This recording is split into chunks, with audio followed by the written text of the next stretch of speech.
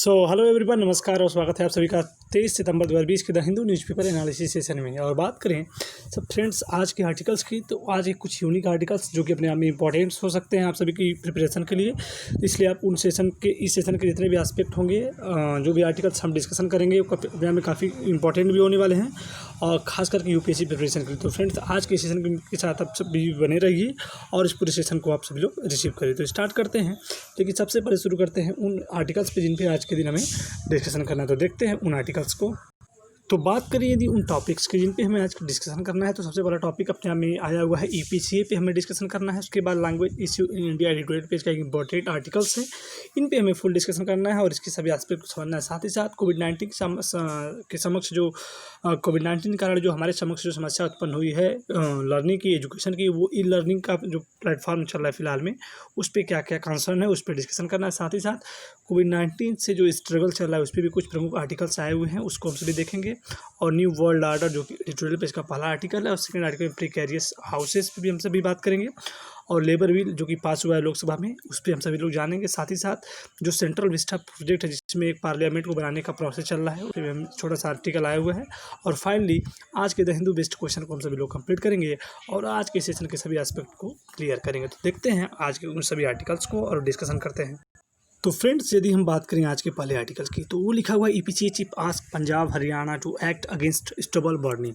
Stubble burning मतलब एक प्रकार का आप सभी लोग ठूठा समझते होंगे या फिर भूसा समझते होंगे या पराली, क्योंकि हर साल ये कंसर्न अपने आप में बहुत ही ज़्यादा एक विकराल रूप लेकर समक्ष सभी मतलब कंट्रीज़ के समक्ष और स्टेट के समक्ष और जो सिटीज़ है छोटे मोटे उनके समक्ष लेकर प्रस्तुत होती है। इसमें क्या होता है कि जैसे कि जब ये आपकी खरी जो ये क्रॉप है कट रही है, कटने के बाद क्या होता है, इसकी जो पराली आती है, जो पुआल आता है, इसको वो किसान क्या करते हैं, खेत में फूंक देते हैं, और इसके बाद उससे जो पोल्यूशन होता है उससे कई राज्य इफेक्टेड होते हैं, जिसके कारण अनेक प्रकार की समस्याओं का, एयर पोल्यूशन का देखने को हमें मिलता है। तो उसमें उसी के तहत supreme court appointed environment pollution prevention and control authority यानी EPCA on Tuesday wrote a chief secretary on Punjab and Haryana stating the early burning to crop residue was taking place and urged them to address the issue urgently। यानी कि supreme court ने इस पर पहले से ही इस पर concern जताई हुई है और इसके बारे में चर्चाएं की है कि इसके क्या क्या इम्पैक्ट हो सकते हैं। देखिए बेसिकली जब हरियाणा में, पंजाब में जब ये पराली जलाई जाती हैं, तो जो बगल की स्टेट्स हैं जैसे दिल्ली हो गया, एनसीआर स्टेट्स जो हैं, दिल्ली हो गया और यूपी हो गया और भी बहुत सारे स्टेट्स हैं, ये सब बहुत ज़्यादा इफेक्टेड होते हैं। बेसिकली पंजाब हो गया, हरियाणा हो गया, साथ में दिल्ली हो गया, ये सभी राज्य इफेक्टेड होते हैं। तो इसके तहत ईपीसीए का गठन किया गया और ईपीसीए इस पे मतलब जवाबदेही सभी राज्यों को करेगा और सबको पहले से ही अलर्ट करेगा। तो ईपीसीए चेयरमैन जो हैं बुरेलाल जो हैं, in letter to send to bureaucrats roads, इसमें आप सभी लोग इसके जितने भी एस्पेक्ट है उसको आप रीड कर सकते हैं, लेकिन आपको बेसिकली सारे जो डाटाज हैं जो वेरी करते हैं उसको याद रखना पड़ेगा कि इसमें क्या होता है और ये ईपीसीए का वर्क क्या है, फंक्शनरीज, इसके फंक्शनरीज क्या हैं, ये आपको बेसिकली तैयार करना है। फ्रेंड्स देखते हैं आज के नेक्स्ट आर्टिकल को। बात करें यदि आज के नेक्स्ट आर्टिकल की, तो उसमें लिखा हुआ making the language of the law comprehensible. यानी कि हम सभी जानते हैं कि जो हमारा इंडियाज़ है अपने आप में बहुभाषी देश है, बहुभाषी कंट्री है, इसमें अनेक प्रकार की भाषाओं का यूज होता है। और साथ ही साथ यदि हम बात करें इस भाषाओं का जो कंसर्न, जो समस्याओं का सामना करना पड़ता है, उस पर बेसिकली सारे फैक्ट इस पूरे आर्टिकल्स में दर्शाए गए, जिसमें लिखा गया है the demand for greater availability of law of public record in 22 language in the schedule 8 is not a big ask. तो ये बेसिकली बात कर रहा है और इसमें क्या रिपोर्ट आई है इस पर हम सभी लोग बात करेंगे। The recent litigation over the language in which the dropped environment impact assessment यानी EIA notification 2020-2020 should be published has brought much needed attention to the issues to official language used by the central government in the functioning।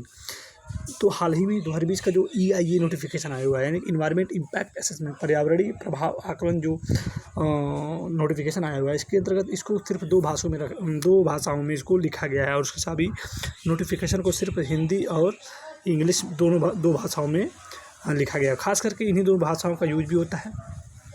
जिसके कारण कुछ प्रमुख स्थानों पे, कुछ प्रमुख प्लेसों पे जो लिटिगेशन होता है, जो समस्याएं इससे उत्पन्न होती हैं कि जो मतलब कि जो व्यक्ति इन दोनों भाषाओं का मतलब बेहतर तरीके से ज्ञान नहीं है, तो वो इन दोनों सिस्टम को समझ नहीं पाते और क्या क्या नोटिफिकेशन है उसको पूर्ण रूप से जान नहीं पाते। तो यही बेसिकली अपने आप में डिबेट का इश्यू बना हुआ है। तो the trigger of the debate has been litigation by the citizen who protested against the publication of draft EIA notification in only English and Hindi. क्योंकि जो EIA का जो नोटिफिकेशन आया हुआ है वो सिर्फ इंग्लिश और हिंदी में, आप सभी जानते होंगे कि इसका जो नोटिफिकेशन आया हुआ है वो केवल इंग्लिश और हिंदी में।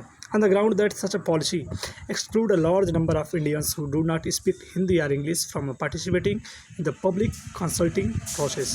तो हम जानते भी हैं कि लार्ज नंबर ऑफ इंडियंस हैं जो इंग्लिश और हिंदी दोनों को अच्छे से नहीं बोल पाते हैं। और साथ ही साथ इसमें अगर ये कहा गया कि भारत में जो भाषाएं हैं लगभग जो शेड्यूल 8 में वाइल 2 हाई कोर्ट्स, अगर हाई कोर्ट्स की बात करें तो 2 हाई कोर्ट्स ने क्या किया है, गवर्नमेंट से पूछा है कि publish the notification in all 22 language mentioned in schedule 8 in the constitution की जो हमारे कॉन्स्टिट्यूशन में जो संविधान में भाषाओं का उल्लेख है, शेड्यूल 8 में जो 22 भाषाओं का उल्लेख है उसमें इन सभी जो नोटिफिकेशन है उसका 22 भाषाओं में क्या होना चाहिए, नोटिफिकेशन जारी होना चाहिए, यानी उसका ट्रांसलेशन 22 भाषाओं में होना चाहिए। तो the central government is pushing back against this order, arguing that it is not required by the law to publish this notification in 22 language mentioned in Schedule 8। तो कहीं ना कहीं इसमें पब्लिश नहीं किया गया, जो कि अपने आप में डिबेट का विषय बना हुआ है। On the other vision offered by central government to resist the translation of notification into 22 language in the translation may result in the meaning of the words being obfuscated and often even lost। तो ये सारे जो aspect है थोड़ा सा इसको अगर आप ध्यान रखें कि क्या क्या कंसर्न का विषय बना हुआ है, इसमें समस्याएं क्या हो रही हैं और क्या क्या बातें उसमें कही जा रही हैं। तो it is an incredible the government is the world's largest democracy to make a such claim because there exist a central law called the authoritative text central laws act 1973 which create a legal mechanism to the cognize authoritative translation of the central laws into language mentioned in schedule 8 to the constitution of India. तो हम जानते हैं कि जो भारत का एक democratic country है और इसमें सेंट्रल लॉ का जो एक्ट 1973 का है, इसके अंतर्गत क्या कहा गया है कि जो संविधान है, संविधान के अकॉर्डिंग ये कहा गया कि कहीं कहीं जो ट्रांसलेशन है सेंट्रल लॉज का, जितने भी केंद्रीय जो नियम बनते हैं उनका मेंशन्ड होना चाहिए शेड्यूल 8 में, जो संविधान के शेड्यूल 8 में जो भाषा है 22 भाषाएँ हैं उसमें मेंशन्ड होना चाहिए, लेकिन ऐसा कुछ नहीं हो पाता है। तो इसी पे बेसिकली बातें कही जा रही। साथ ही साथ इसमें एक आप देखेंगे तो पढ़ेंगे कि separate from the question of accuracy translation is the largest policy question regarding the language used by the central government for communicating with the public. तो कम्युनिकेशन जो होता है पब्लिक के बीच में अपने आप में कहीं कहीं इसके कारण अगर भाषाओं का मतलब आप किसी और भाषा को जानते हैं, कोई भी चीज़ नोटिफिकेशन किसी और भाषा में पब्लिश हो रही है तो कहीं कहीं कम्युनिकेशन का उसमें हरासमेंट भी देखने को मिलता है। The official language act 1963 required the publication of the law in only English and Hindi. तो जो एक अपने आप में इंपॉर्टेंट एस्पेक्ट हो जाता है ये वाला कि जो ऑफिशियल लैंग्वेज एक्ट हुआ था 1963 में पारित हुआ था, इसने क्या रिक्वायर किया था कि जो भी पब्लिकेशन होगा वो पब्लिकेशन ऑफ लॉ होगा वो केवल इंग्लिश और हिंदी में होगा। तो as a result the central government de facto it's up excluding non English and non Hindi. तो कहीं ना कहीं ये आपको 2 एस्पेक्ट याद रखने होंगे। 1973 में ये कहा गया कि आपको सभी जो शेड्यूल 8 में जो कॉन्स्टिट्यूशन की शेड्यूल 8 में जो भाषाएं हैं यानी कि जो 22 भाषाएं हैं उसमें आपको पब्लिकेशन करना है जितने भी सेंट्रल लॉ हैं। लेकिन उसके पहले 1963 में ये कहा गया कि जो ऑफिशियल लैंग्वेज एक्ट के तहत ये कहा गया कि आपको जो भी सेंट्रल लॉ पब्लिकेशन पब्लिश करना है उसको इंग्लिश और हिंदी में ही करना है। तो ये भी बेसिकली अपने आप में इम्पॉर्टेंट हो जाता है। बात करें यदि हम इसके अदर एस्पेक्ट की, तो in the European union the demand for greater availability of law and public record of the central government in 22 language in the schedule 8 is not a big ask. तो ये कहा जा रहा है कि जो यूरोपियन यूनियन की अगर ग्लोबली लेवल पे हम बात करें, इंडिया की जो हम जानते हैं कि बहुभाषीय देश है, इसमें अनेक प्रकार की भाषाएं हैं जिसमें 22 भाषाओं को संविधान में स्थान मिला है शेड्यूल 8 के अंतर्गत। और ये अपने आप में कहीं कहीं ये अगर कोई कहे कि ये जो 22 भाषाओं को इम्प्लीमेंट करना किसी भी सिस्टम में किसी भी सेंट्रल लॉ के लिए, तो ये कहीं कहीं एक बिग आस्क नहीं है, बिग बड़ा कोई बहुत बड़ा वर्क नहीं है, आप कर सकते हैं। क्योंकि बात करें यदि यूरोपीय यूनियन की तो इसमें बहुत सारे कंट्रीज हैं। इसमें अगर हम आगे रीड करते हैं तो लिखेगा, आप देखेंगे in the multi linguistic jurisdiction such as the European Union, all EU level official document are made available in 24 official language of the member states। तो यूरोपीय यूनियन में जितने भी कंट्रीज़ हैं उसके लगभग जो भी भाषाएँ लगभग 24 ऑफिशियल जो लैंग्वेज है उसमें जितने भी पब्लिकेशन होते हैं उन सभी को, जितने भी ऑफिशियल डॉक्यूमेंट होते हैं उनको 24 जो ऑफिशियल लैंग्वेज है उसमें सब में उसको ट्रांसलेट करके पब्लिश किया जाता है, क्योंकि सभी कंट्रीज़ में अलग अलग भाषाएँ होती हैं। तो अगर उस आधार पर भारत की बात की जाए तो ये बहुत बड़ा वर्क नहीं है, क्योंकि भारत में सिर्फ 22 भाषाएँ हैं और लगभग जितने भी स्टेट्स हैं उसमें ये उसके लिए सफिशिएंट भी होगा और ये होना भी चाहिए। तो ये सारे एस्पेक्ट इस पूरे आर्टिकल के अंतर्गत हम सभी को देखने मिले। देखते हैं आज के नेक्स्ट आर्टिकल को। नेक्स्ट एस्पेक्ट में आप सभी देख पा रहे होंगे e learning in India, a case of bad education. तो e learning of in India जो है अपने आप में एक बैड एजुकेशन की मतलब कि केस स्टडी के अंतर्गत आया हुआ है। ये अपने आप में एक बैड एजुकेशन है। तो इसके क्या एस्पेक्ट है, अगर पिछले दिनों की बात करें तो डिजिटल मीडिया संबंधित आर्टिकल आए थे। ई लर्निंग संबंधित भी आर्टिकल्स आ चुके हैं। यदि आप पिछले सेशन को देखे हैं तो उसको आप प्रिपेयर कर सकते हैं। तो यदि हम इसके एस्पेक्ट की बात करें तो in poorly performing educational system in the country online learning में नॉट असर इन रेवोल्यूशन। तो equality of opportunity to all is one of the basic principle of our constitution. देखिए हम सभी जानते हैं कि हमारे संविधान का सबसे बड़ा जो बेसिक प्रिंसिपल है वो ये है इक्वलिटी, समानता। From an education point of view John day ये स्टेटमेंट दिया गया उनके द्वारा। तो अगर हम बात करें अगर इसके एस्पेक्ट की कि जो इक्वलिटी जो है एजुकेशन की अगर सिस्टम की बात करें, लर्निंग की बात करें तो वो कहीं ना कहीं कोविड-19 कारण इफेक्टेड हुई, उसका इम्पैक्ट पड़ा है। तो कोविड-19 का उस पर इम्पैक्ट तो पड़ा है, लेकिन साथ ही साथ जितने भी संस्थाएं हैं, जितने भी ई लर्निंग प्लेटफॉर्म्स हैं उस पर ऐसे मतलब कार्यक्रम चलाए जा रहे हैं जिससे हो सके, व्यवस्थाएं हो सके। लेकिन उसमें भी यदि आप बात करें, यदि आप बेस्ट जैसे कि कई प्रकार का कंसर्न बताए गए, जैसे कि प्लेटफॉर्म के जो आपकी सिस्टम है जो उसके साथ जो एक प्रकार से आप कह सकते हैं कि जैसे रॉ मटेरियल या फिर आप कह सकते हैं उसके साथ जो ई लर्निंग करने के लिए जो आपके पास सिस्टम होना चाहिए, जैसे आपके पास नेटवर्क होना चाहिए, आपके पास टैबलेट होना चाहिए, लैपटॉप होना चाहिए, मोबाइल होनी चाहिए, आपके पास नंबर डाटाबेस कनेक्शन होना चाहिए। ये सारी चीज़ें जो है कहीं ना कहीं अगर नहीं अवेलेबल हैं तो कहीं ना कहीं आपका जो सिस्टम है वो उतना स्ट्रॉन्ग नहीं हो सकता जो सीखने का सिस्टम है। तो इसका जो की इशू है कि our education system was never very efficient even the best time. तो हम जानते हैं कि हमारा जो एजुकेशन सिस्टम है वो भी कहीं कहीं बहुत बेस्ट नहीं रहा। और the COVID-19 pandemic has rendered extremely biased in faculty. The main thrust of the providing learning opportunities while schools shut is online teaching. There are several sets of guidelines and plans issued by the government, the National Council of Education Research and Training (NCERT) and the Central Board of Secondary Education for this purpose. तो अनेक प्रकार के NCERT हो या CBSE हो, इन्होंने online education के purpose से अनेक प्रकार की प्रोग्राम्स को लॉन्च किए, जिसके अंतर्गत कहा गया कि the internet space is streaming with learning schemes, teaching video sites and portal for learning opportunities, ये सब प्रोवाइड कराए गए। The content of all government sites and scheme private by NCERT issued alternative academic calendar, जो भी system इसमें किए गए। लेकिन ये चीज़ें भी उतनी इफेक्टिव नहीं, ये चीज़ें भी उतनी इम्पैक्ट नहीं डाल पा रही हैं एजुकेशन पे, क्योंकि हम लोग जो हमारा ट्रेडिशनल जो एजुकेशन सिस्टम था जिसमें हम सभी लोग स्कूल में जाके ऑफलाइन मोड में हम लोग शिक्षा ग्रहण करते थे और इसके अंतर्गत जो भी बातें होती थी उसको अगर हम डायरेक्ट इम्प्लीमेंट करना चाहें ई लर्निंग पर तो शायद वो उतना बेहतरीन और इम्प्रूवमेंट फुल नहीं हो सकता। कहीं ना कहीं उसके अंतर्गत अनेक प्रकार की समस्याएँ देखने को मिल सकती है, क्योंकि इसमें कई प्रकार की समस्याएं जैसे इसमें बता रहा है कि नो फोकस ऑन कॉन्सेप्ट, यानी जो भी अगर टीचर्स की जो क्वालिटी है वो भी इफेक्ट हो रही है, इम्पैक्ट उसका भी पड़ रहा है। स्टूडेंट्स के अंदर जो भी इसके प्रति कोई कंसर्न है तो वो भी कहीं ना कहीं कंप्लीट नहीं हो पा रही है। साथ ही साथ अनेक प्रकार की समस्याएं भी इसमें देखने को आप अगर रीड करते हैं तो सारे एस्पेक्ट को आप समझ सकते हैं। देखते हैं आज के नेक्स्ट आर्टिकल को। नेक्स्ट आर्टिकल की बात करें तो उसमें लिखा हुआ है recovery from covid can be struggle. तो कोविड-19 से रिकवर होना अपने आप में एक स्ट्रगल है, एक संघर्ष है। हम सभी जानते हैं हर दिन कहीं ना कहीं छोटी मोटी बेसिकली स्टडी आती रहती है, बार बार ये WHO द्वारा नई नोटिफिकेशन गाइडलाइन जारी भी होती रहती है जो अपने आप में चिंताजनक होती जाती है। It is becoming evident the cardiovascular, neurological and psychological effect are real post कोविड-19।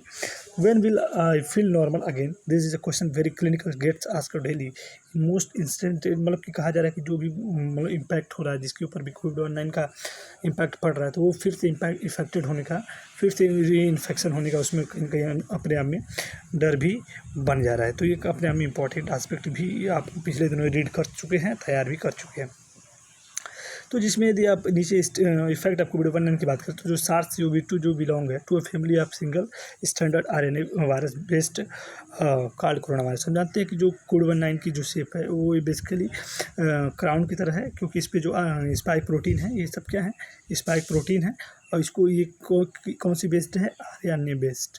तो जो कोविड-19 है, इसके वायरस का नाम है SARS-CoV-2, और SARS-CoV-2 जो इसके ऊपर जो है स्पाइक प्रोटीन है, और स्पाइक प्रोटीन के साथ ही साथ अगर बात करें, ये RNA बेस्ड वायरस है, वायरस इन द फैमिली। ये किस कोरोना वायरस, यानी जो वायरस है कोरोना वायरस फैमिली का इसकी फैमिली का नाम है कोरोना वायरस।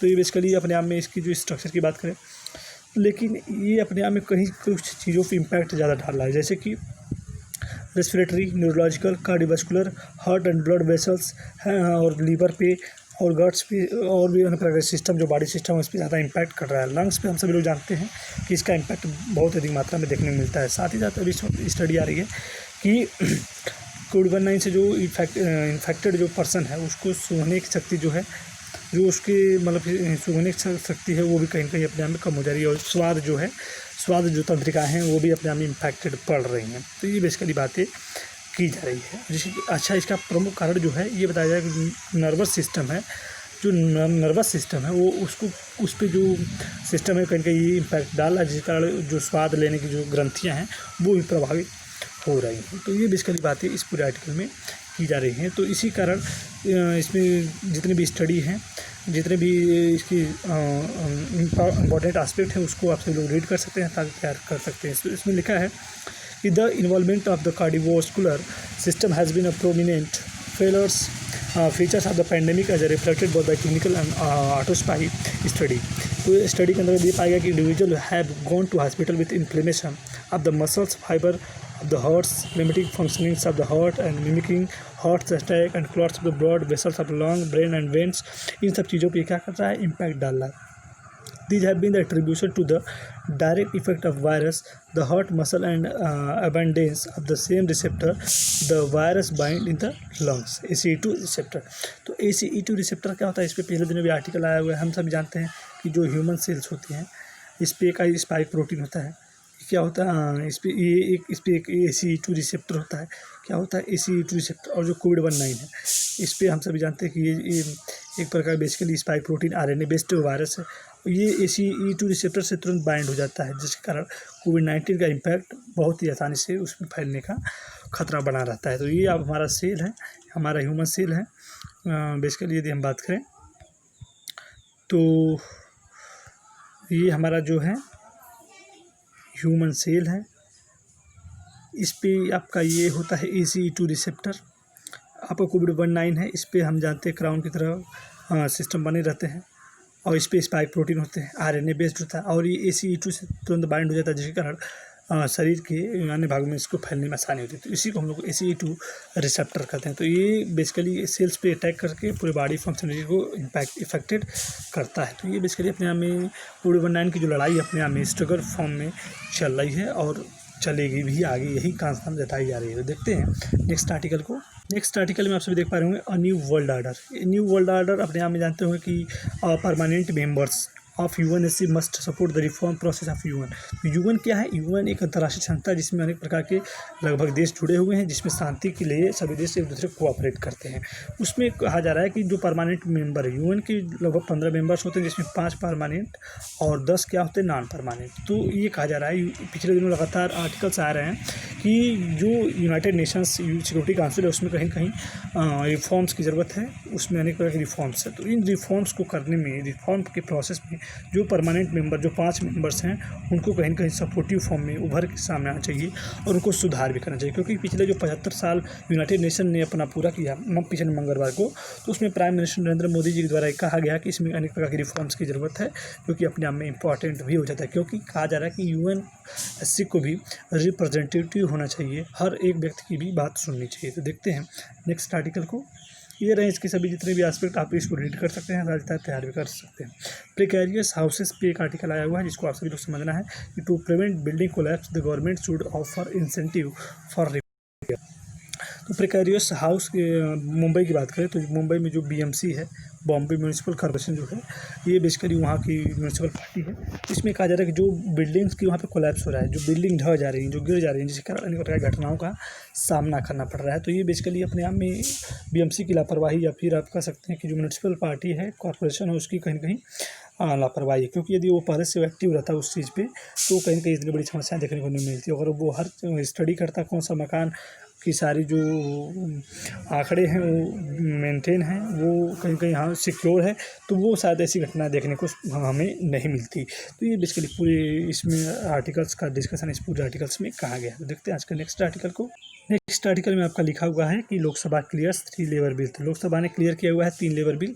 तो 3 ठो लेबर बिल जो है कुल लोकसभा में पास हुआ है, इसको आप सभी को याद रखना होगा। जिसमें अपोजिशन पार्टी ने अनेक प्रकार के वर्कआउट भी किया हुआ है और अनेक प्रकार की बातें भी कही जा रही है। तो the Lok Sabha on Tuesday clear 3 labours bill amalgamating law on social security, occupational safety and industrial relation, which would be an answer in changing inclusive, allowing the companies with the less than 300 workers in the higher of the with and prior approval and provide gig of platform workers social security। तो जो workers मजदूर काम करते हैं, हम जानते हैं भारत अपने आप में मजदूर बहुत अधिक संख्या में, आप सब लोग जानते होंगे कि लगभग 50 करोड़ वर्कर्स इंडियाज़ में हैं, वर्कर्स हैं। तो उनकी सेफ्टी के लिए लगभग ये 3 बिल्स लाए गए हैं, जिसमें क्या कहा गया है कि उनकी जो सोशल सिक्योरिटी है, ऑक्यूपेशनल सेफ्टी है और इंडस्ट्री रिलेशन जो है, इन तीनों चीज़ों को ध्यान में रख कर इस बिल को लाया गया। तो बेसिकली ये रहे प्रमुख एस्पेक्ट। पिछले दिनों भी लगातार आर्टिकल आया हुआ था, तो आप पिछले दिनों के न्यूज़पेपर को भी रीड कर सकते हैं। देखते हैं आज के नेक्स्ट आर्टिकल को। नेक्स्ट आर्टिकल में आपका लिखा हुआ है central Vista project will add economics revival से सेंटर। तो ये आपको समझना है कि सेंट्रल विस्टा प्रोजेक्ट क्या है। तो सेंट्रल विस्टा प्रोजेक्ट अपने आप में इंपॉर्टेंट हो जाता है, क्योंकि पिछले महीनों से लगातार अपने आप में न्यूज़ बना हुआ है। तो ये कहीं कहीं मिनिस्टर ने बयान दिया हुआ कि जो सेंट्रल विस्टा प्रोजेक्ट अपने आप में एम्प्लॉयमेंट जनरेट करेगा, एम्प्लॉयमेंट को, रोजगार को पैदा करेगा। तो ये बेसिकली बातें कही जा रही है। The Central Vista development project would lead to employment generation and could be an important fulcrum of economics revival according to government minister of. तो फ्रेंड्स, यदि हम बात करें कि सेंट्रल विस्टा प्रोजेक्ट क्या है, तो the tender of construction of new parliament building is under security while architecture plans.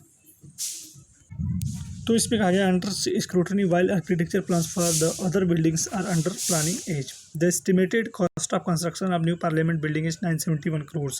तो ये सेंट्रल विस्टा प्रोजेक्ट के अंतर्गत क्या करा जा रहा है, जो पुरानी जो पार्लियामेंट थी उसके स्थान पे एक नई पार्लियामेंट का कंस्ट्रक्शन किया जा रहा है, जिसका जो प्रोजेक्ट है 971 करोड़ है। और ये कहा जा रहा है कि जो प्रोजेक्ट अपने आप में एम्प्लॉयमेंट को जनरेट करेगा, रोजगार को पैदा करेगा। ये सारे इस एस्पेक्ट है। तो आपको समझना होगा सेंट्रल विस्टा प्रोजेक्ट क्या है और इसके अंतर्गत क्या हो रहा है। देखते हैं आज के द हिंदू बेस्ट क्वेश्चन को।